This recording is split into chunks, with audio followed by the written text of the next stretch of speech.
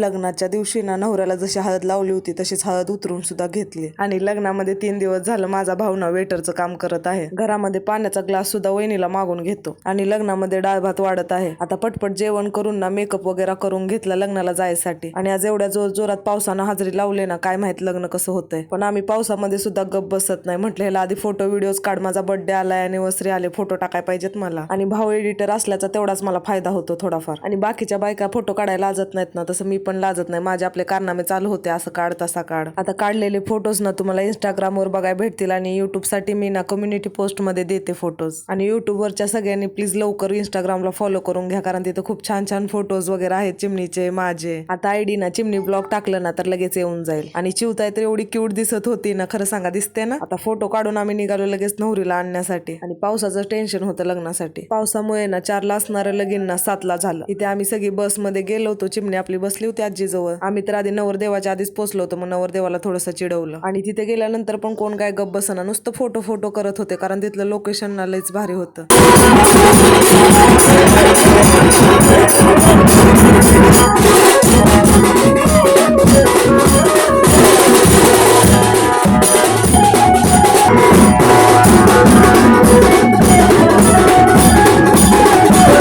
वाजत गाजत नवरदेवाला मंडपामध्ये नेलं आणि लग्नाला सुरुवात झाली। लग्न होईपर्यंत काय पाऊस आला नाही, म्हटलं बरं झालं, लग्न तर छानपणे पार पडलं। आणि अशा तऱ्हेने आमच्या अंकुश दादाचं लग्न झालं आणि लग्न करून आम्ही पटकन घरी निघून आलो। आणि नंतर नवरा नवरीला घेऊन ना घरी आला, कारण पावसामुळे आम्ही लवकर आलो होतो। पाऊस थांबला होता, म्हटलं वाजत गाजत नवरीची एंट्री केली। नवरी बाई आतून दुखी होती, कारण का तर माहेर सोडून आली होती। कोणत्या पण बाईसाठी ही गोष्ट ना खूप मोठी आहे। चला बाईचा जन्माला आलो, म्हटलं हे सगळं तर भोगावंच लागतं।